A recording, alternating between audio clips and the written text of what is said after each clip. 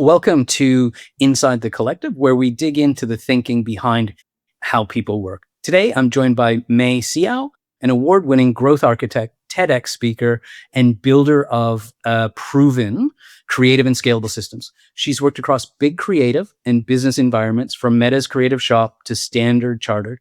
And now, as a partner at the Carrot Collective, she builds scalable frameworks, AI methodologies, and leads the end-to-end engagement by assembling bespoke teams across countries and disciplines.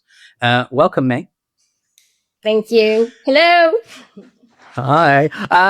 All right. So we're just going to do a quick rapid fire warm up. So this or that, big idea or small experiment? Small experiments. Instinct or evidence? Instinct. Framework or freedom? Framework. Speed or craft? Ooh. Speed. Pie or cake? What is cake? Think like a birthday cake. Like, And what's the high? oh man, I High. thought this would be for sure. Okay. What's high? Cake. All right. I feel like I maybe asked two easy ones on these. You just got them straight away. Because it's intuition. Awesome. All right. So you've said managers are defined by the knowledge they know, and that leaders are defined by the questions they're willing to ask. What's a question you're asking a lot right now, and what's it revealing? I love this. So this is a saying that I've learned from my mentors in Silicon Valley when I was working there for about 13 years. Only because we were in rooms with many leaders, and often they don't have the answers. It's the kind of questions they have that spurs thinking, and the team just rallies behind them because everybody feels like they're participating versus the answers delivered to them. So to your question, this day and age where technology is taking over almost everything, the challenge here is, what is the role of a human being and what's the role of creativity? So I've pivoted, or rather I've come to a point where I feel like we should use technology, and we can use technology to free people.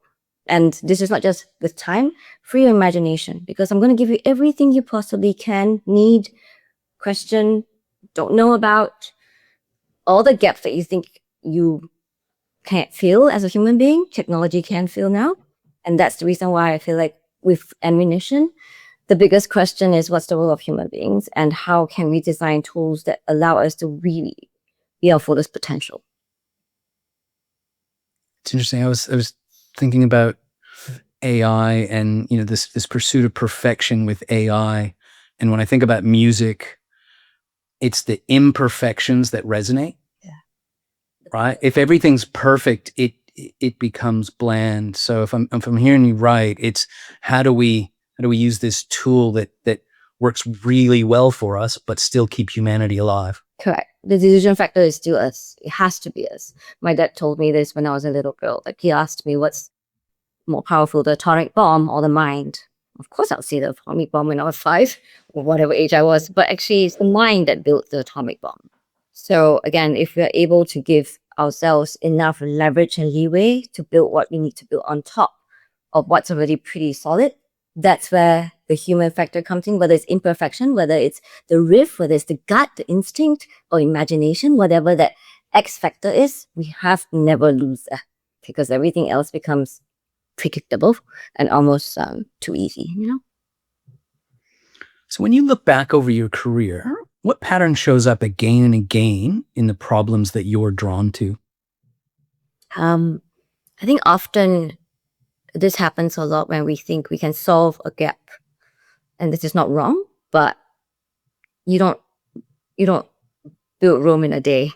That's one of the reasons why in the earlier questions that you have, the quick fire, was small experiments or big idea.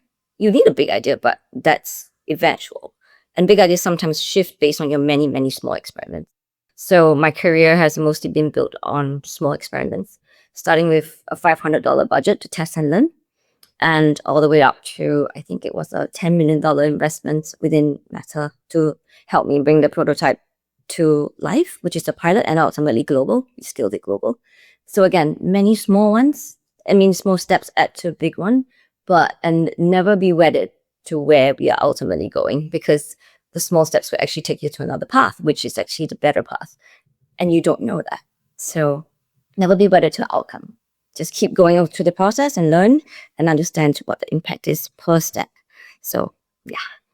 It makes me think about that saying, people always overestimate what they can do in a long period of time and underestimate what they can do in a short amount of time. Mm. You describe yourself as someone who embraces ambiguity. What does that actually look like in practice when the stakes are high? Mm. I think it comes back to two theories that I always operated in my life and in my career. One, it's with what you have in front of you, pick the best choice. Sometimes you don't know what you don't know because that's ambiguous. So you don't have all the data, you don't have all the insights, you don't even know how long you have to work on X, Y, and Z.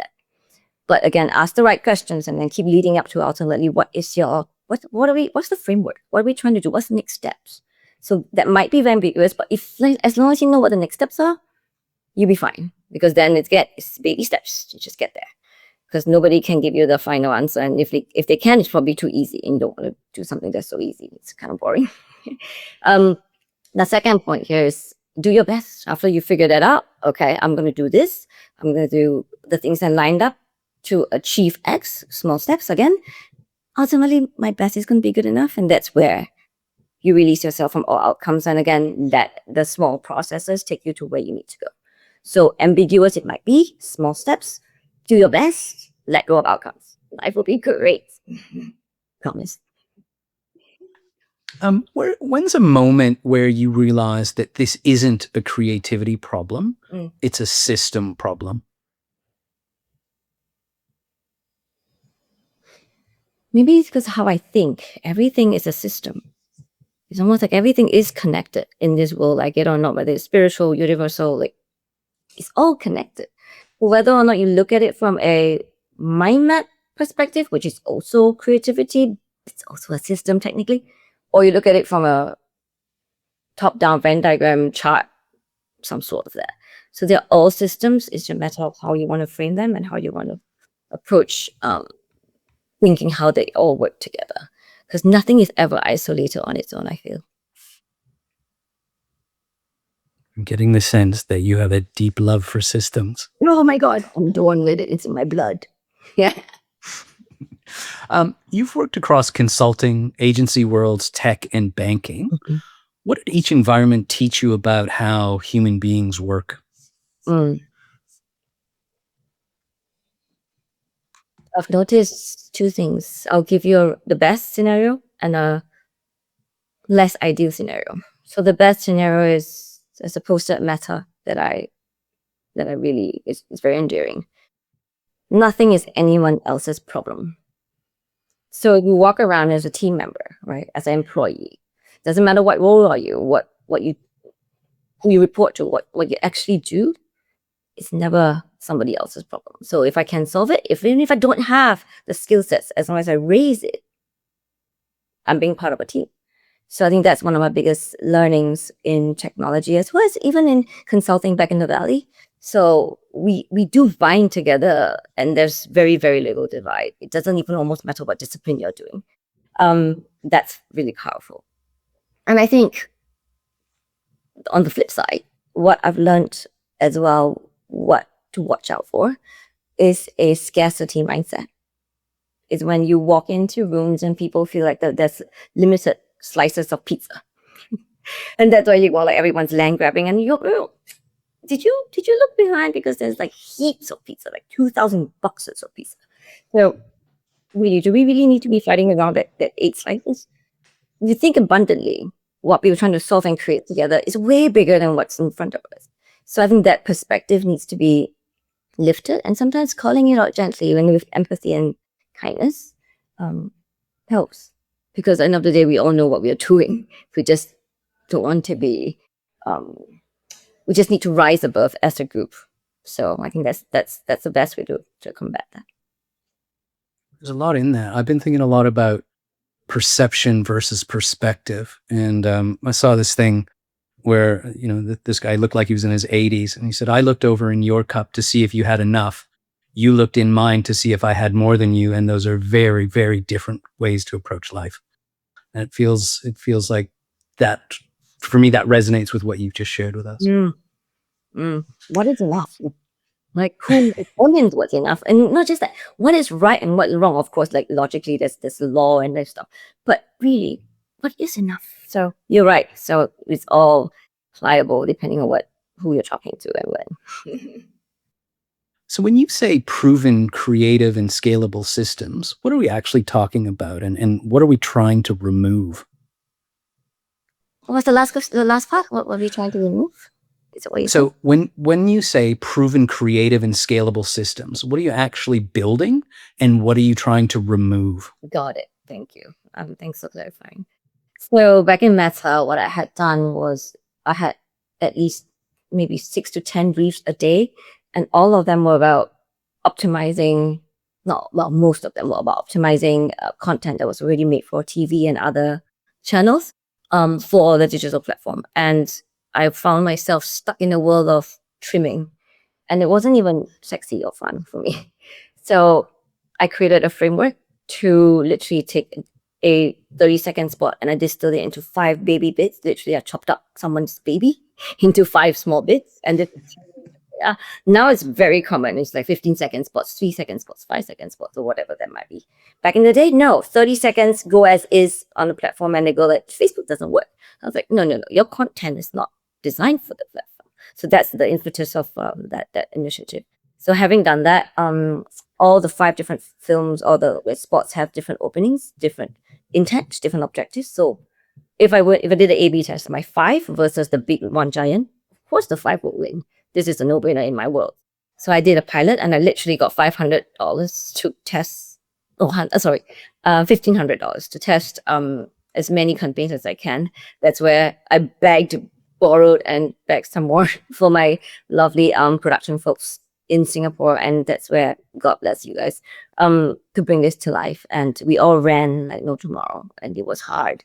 In 1 quarter, we saw lots of huge lifts, and I managed to finish. I think I did 500 campaigns of this model framework across 500 campaigns, and there was a significant amount of revenue that came in, and that's one of the reasons why creativity designed to solve problems through skills and systems seemed to work back then. And again, everybody was mostly thinking about the one-offs when I was just going after skill.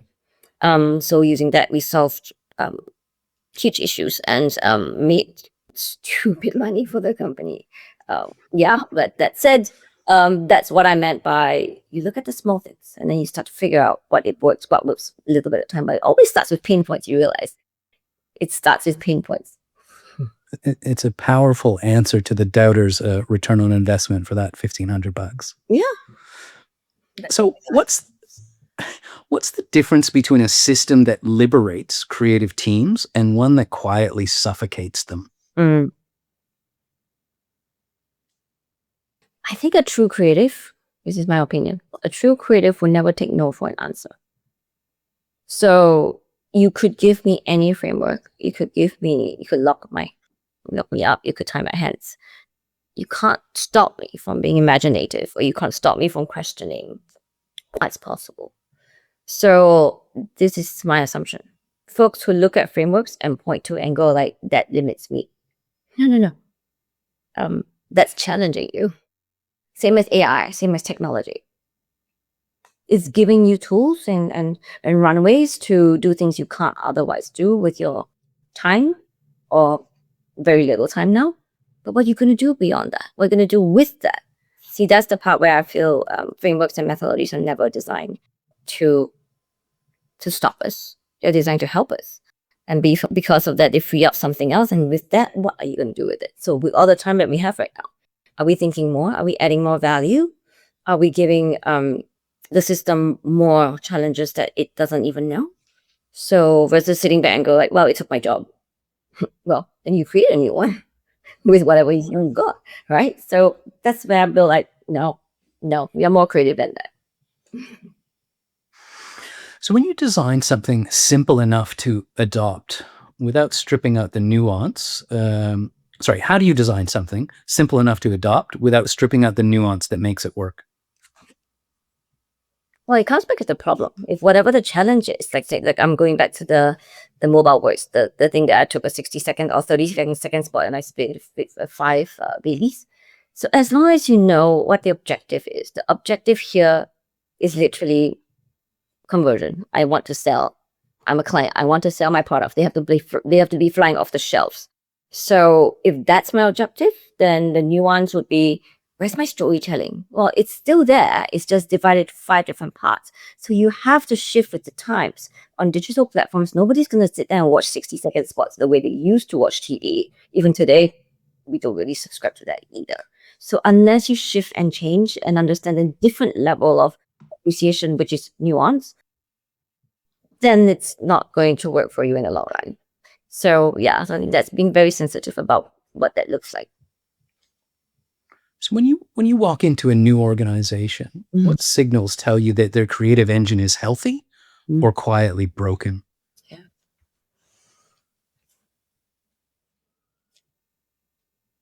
If it's a agency, no, if it's a brand, can I say it's a client?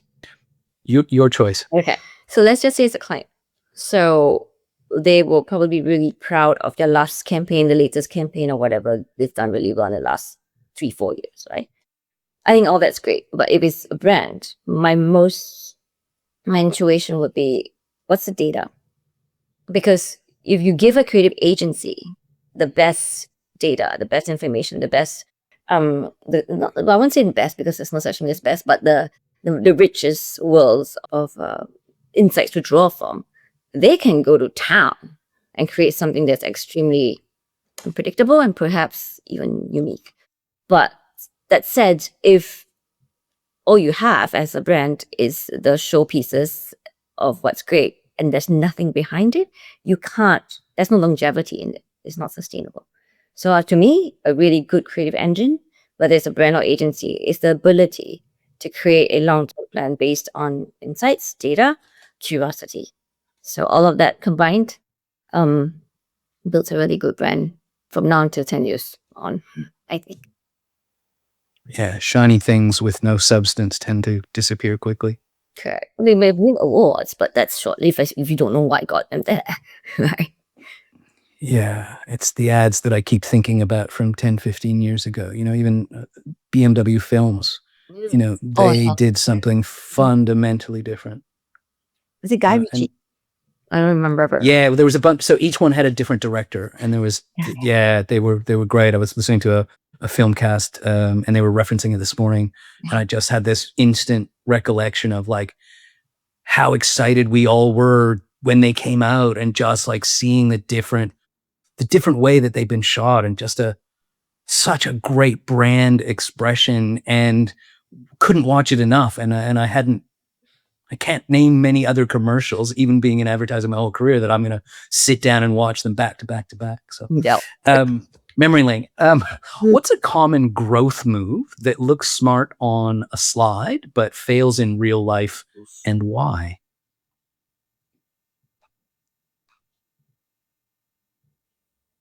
Cost cutting. So typically they go like, less money, more impact. I was like, duh. But how strategic are you in cutting your costs? Maybe consider this. Keep the same cost, but expect ROI to be X. But look at other factors, whether it's channels, whether it's demographic, whether it's this kind of messaging. Everything else first, and then maybe cost. Because cost is the easiest. But on the paper, it gets approved the fastest because people know, like, that doesn't going to save money. But that's not going to be, again, sustainable. Because what are you going to save? Like 20K versus, can I bring in 2 million instead? Give me whatever I was supposed to have, but then the 2 million is going to roll in no time because we fixed X, Y, and Z. So I think that's a bit more credible too. As a department or even as a leader. Speaking of leaders, you've said that leaders are defined by questions. What questions would you say separate strong leaders from busy leaders? I was in a meeting a long time ago with Starbucks, and Howard Schwartz was the CEO. And he cared about one thing, which I realized more than most leaders during my tenure there did, was he cared about what the employees cared about. So what drives you? What wakes you up what makes you wake up every morning to come here to do what you do? And I'm talking baristas, yeah. All the way down to baristas, to people who actually are not in the boardrooms. It matters because if you know what drives your people, it's way easier to rally them in the right direction than to keep giving them goals. Goals are not hard in that way, but if you know what the fuel is, we can go to the moon. So I feel like it's always, as a leader, you look at a person holistically, not just as just job, not just as a role, not just as a task or a project. But as a manager, we'll care about that a lot. Oh, where's my task? Where's my deadline? Did you KPI or performance, ROI and all that stuff? But to me, a leader cares through and through. And one of my favorite things I've learned from a leader was, this is just a job. Okay? Because I care about you as a person. What's your next job?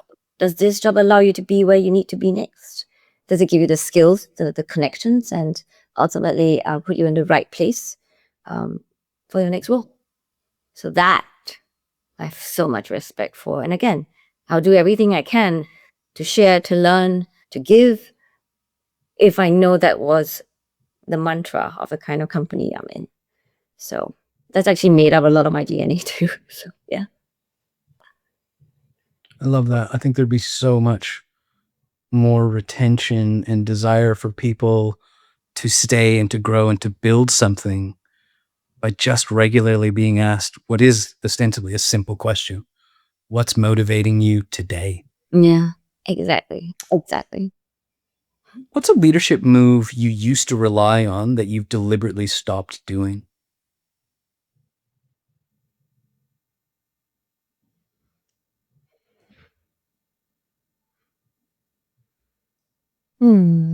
Good question. I think this goes back to promising an outcome. Because sometimes as a leader, you want to appear knowledgeable, with foresight, and very sharp. Because you seem to know where you're going, where you come from, where you're going. So what I've realized in this world of nuances and technology and how things are shifting literally every 4 days is that I will not tell you the outcome because I might not know. But it's okay. Are you in it? Are you in it with me on this journey? And this journey is going to be X, Y, and Z based on the things we read about. It's on things that we care about or want to achieve. The journey is where we discover new things and potentially even lead us to new places. So the outcomes are less important.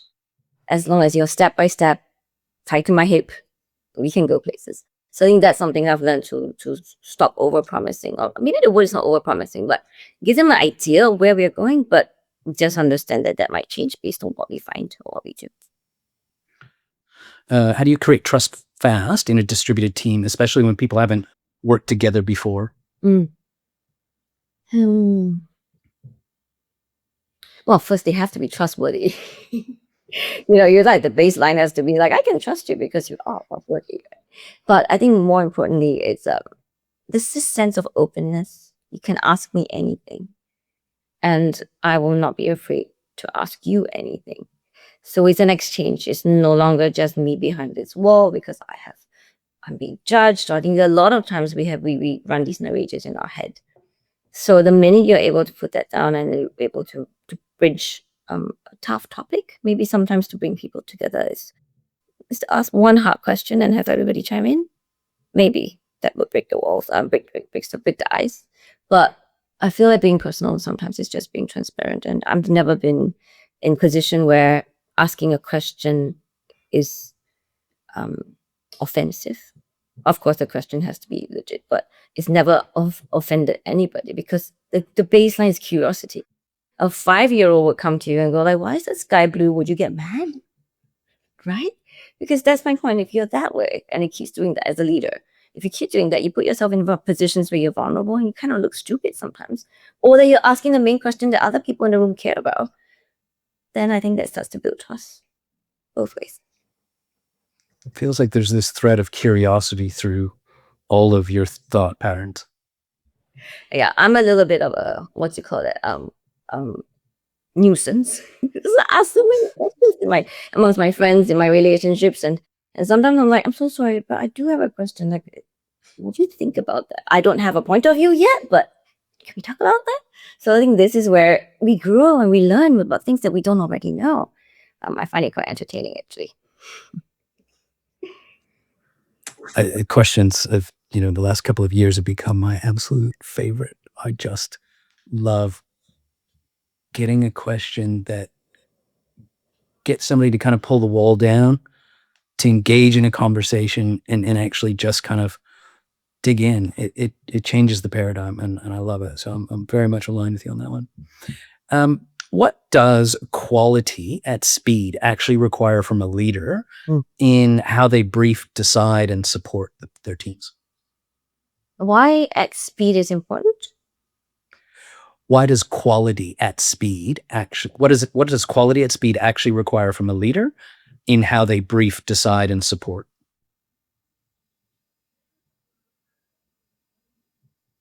I think there has to be a matrix of sorts for me to even measure that. And by doing that, the decision would be, for example, how much time do we have to do this? What's the budget to do this? And what's the objective and what's the criteria? Only then you're able to measure quality against speed. Because if I don't know how much time, if I have 10 years to do it, I'm going to take my time. Or maybe not. So I think that's the measure or the matrix. You need to know how much time, how much budget, and objectives before we even measure what's effective. That said, speed is not always the game here. Because sometimes being fast and iterative in small chunks, it's fine. But sometimes you just need to take a little longer. You can't hurry a plant to grow by watering it every day, 5 times a day. I tried. It kind of died. No, I didn't. My point is, you can't hurry certain processes. But of course, we all want to be effective and efficient. But you have to be discerning around what's going to be the best ROI for your people, your ideas, and ultimately for the greater good. So, yeah. I always, when I ran my agencies, I always talked about effectiveness. And a friend of mine, she's a brilliant strategist. Sorry, I was always on efficiency, getting everything efficiency. And as the strategist, she called me up on it. She said, it's great to be efficient, but why aren't you thinking about effectiveness? And it just stopped me in my tracks. And I went, I'm so worried about all this little minutia and shaving this and a little off there and a little off there. I was losing the big picture and what effective ideation and delivery looked like. And it was a pretty painful realization that, I built this whole construct in my head thinking everything was efficiency. And it was, you got to love your friends that will call you on your own bullshit. I noticed that it came as a question. Yeah, she's great at asking questions. And so, an accusation is a question, of course. So you're building AI methodologies and also building Markely, sorry. What's the biggest myth you're seeing about AI in marketing and creativity right now? Oh, I love this. Because I've talked to my friends in my inner circle about what I'm doing right now, and almost every time they come across another AI product that's got to do with marketing, they would say it to me, like, oh my God, this is your competitor. Love them to bits because they thought of me, number one. Second, they go like, you might want to consider this. The thing is, there's so many tools out there, almost free sometimes, especially when Google comes into play, with execution, right? I mean, you can execute everything almost instantly, very good quality, depending on what you want. Now, Markely works on a strategic level before execution. So you need to know where you're going before you execute, technically, right? The direction, like you're asking the right questions strategically before you literally put money behind your channels and your media and everything, and building the actual creative. So that's where we sit. the decision layer. So it literally is helping you, give you the tools as a human being to be secure and confident and with conviction of what you think you know before you decide to spend and to go places with your budgets and for a year, for example. So I think this is the part where it's hugely, the myth is AI makes life a lot easier and you can do a lot more execution work. But there are always going to be these little parts, whether it's a gap, whether it's a process where people are just not really thinking about it yet. They go like trigger happy, yeah, I can make stuff. Yeah, but when you make, where are you going with that? Is it going to be impactful or effective? It's efficient, but so then what are your guardrails, right? So same thing. So where I'm trying to go at is this little cream where we go before everything else comes. So there's no execution. We don't execute deliverables. We give you the guardrails, the thinking, the predictability, the foresights, the methodologies, frameworks, as well as my experience over the past 20 years plus. All in that little combination I call magic to tell you what you might want to know before you fly. You mentioned, I think you used the word human. Mhm. How do you keep human judgment sharp when tools make it easy to move fast and sound confident?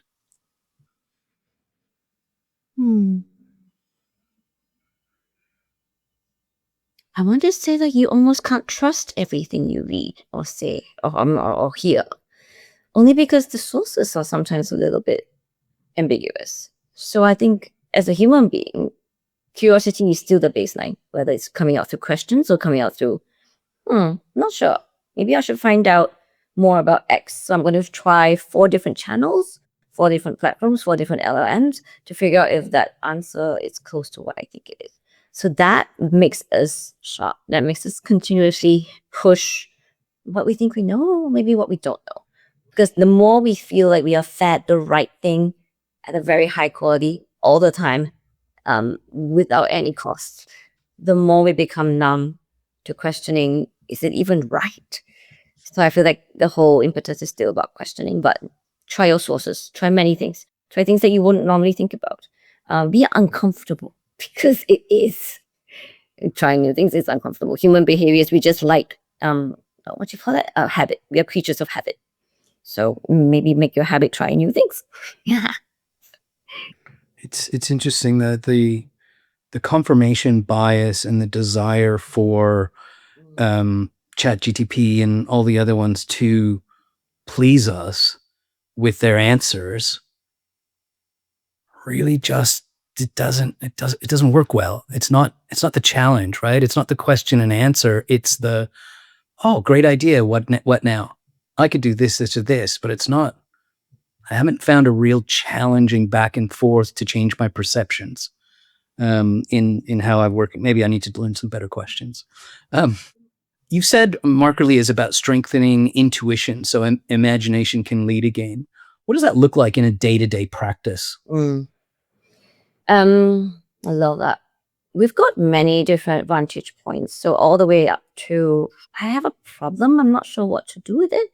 All the way down to, I made a decision, I'm not sure if I should. I just need another second opinion as a marketer. Or this is my audience, this is what I think they want. Can you help me qualify, quantify? So as minutiae, as data-driven as that, all the way down to I have a gap, up to like, help me just do my gut check. It doesn't really matter which stage you are in. I think at any day-to-day, you could actually input your campaigns, past, previous, future, whatever you need, and just do a bit of a sense check.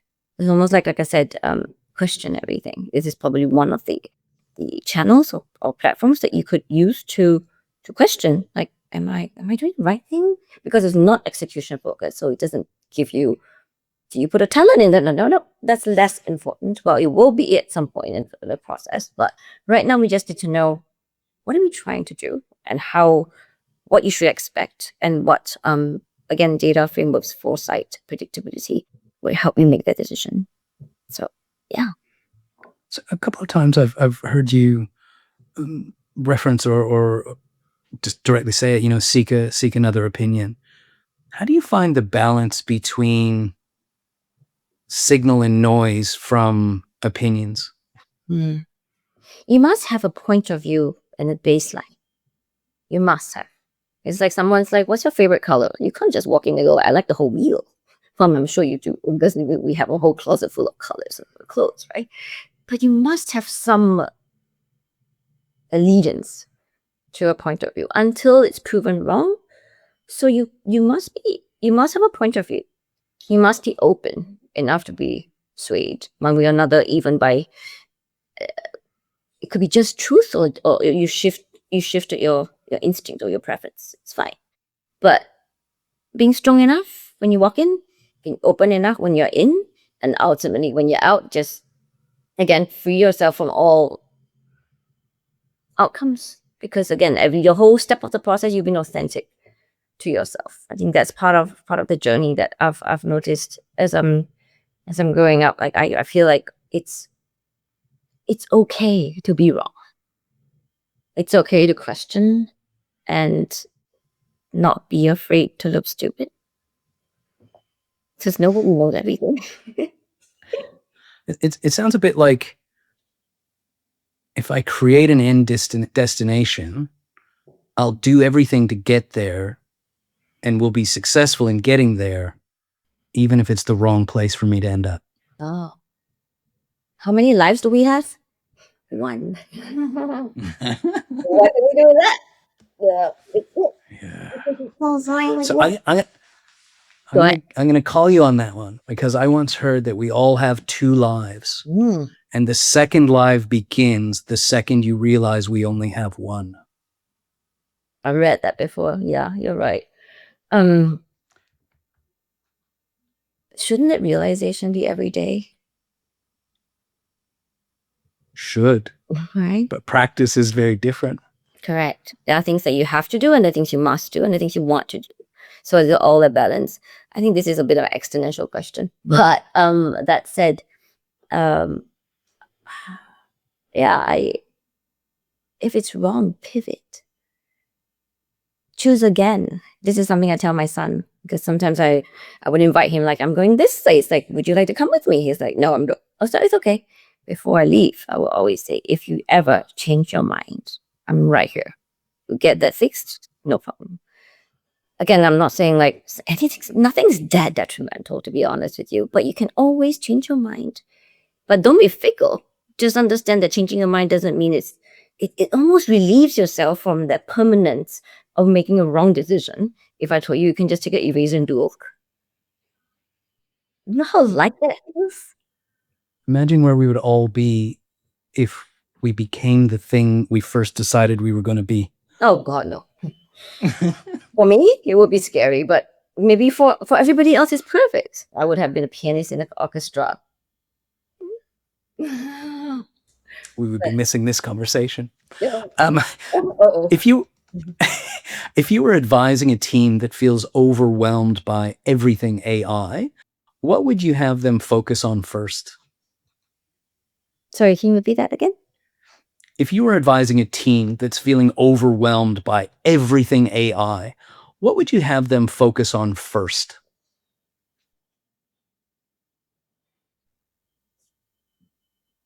How can everything be AI? Number one, that's my internal question. Number two, what's my value? What's my value? Why am I here? Look at everything around me. It's all done by itself. I literally am just standing here doing what? So I think if you understand your value and your role, then you could even question the validity of what you're looking at, which is the whole ecosystems of AI. Great.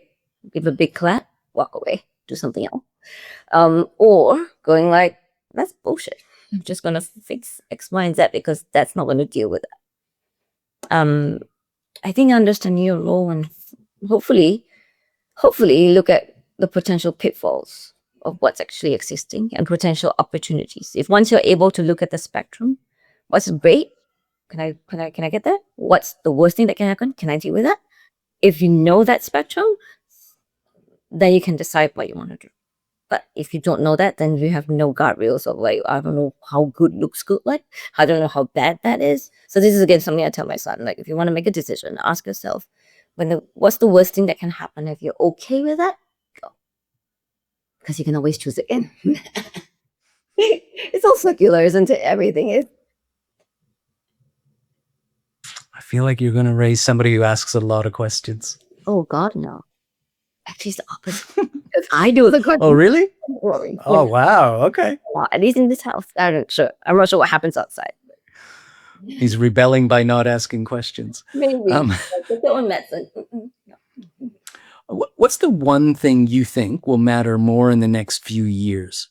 Taste, velocity, or clarity, and why? Taste, velocity, and clarity.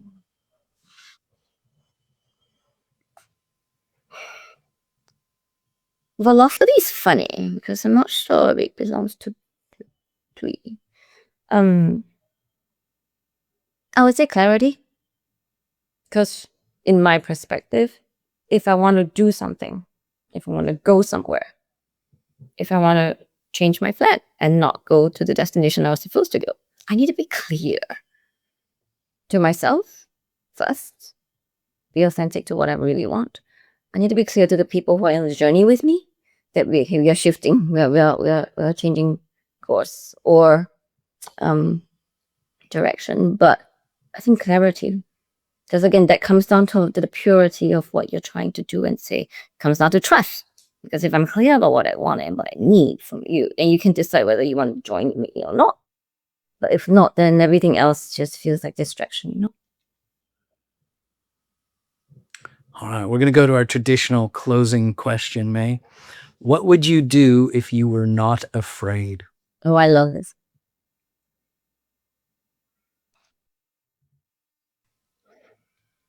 In many ways, I'm already doing what I'm not afraid of doing. I left the job that was paying for a lot of things, paid for a lot of things. I'm independent. I'm building my own product, pretty much on my own and leaning on a lot of advisors, including David Webster, who's the backbone of what are the key backbones of our Care Collective. I am doing something that I'm stepping out of my comfort zone and I'm learning so much, and I'm not afraid. I'm not afraid. I'm hopeful, very hopeful, and very curious about what it can do. But every day, I wake up grateful. I love that. You've given us a lot to think about, and I just want to say thank you for your time and your patience getting this started today. So that's it for this episode of Inside the Collective, where we dig into the thinking behind how people work. If you've enjoyed this conversation, share it with someone who's building teams, building systems, or trying to make creativity scale without losing their soul. Thanks again, May. Thank you. Absolute Thank you, pleasure. Brett. Thank you. Take care.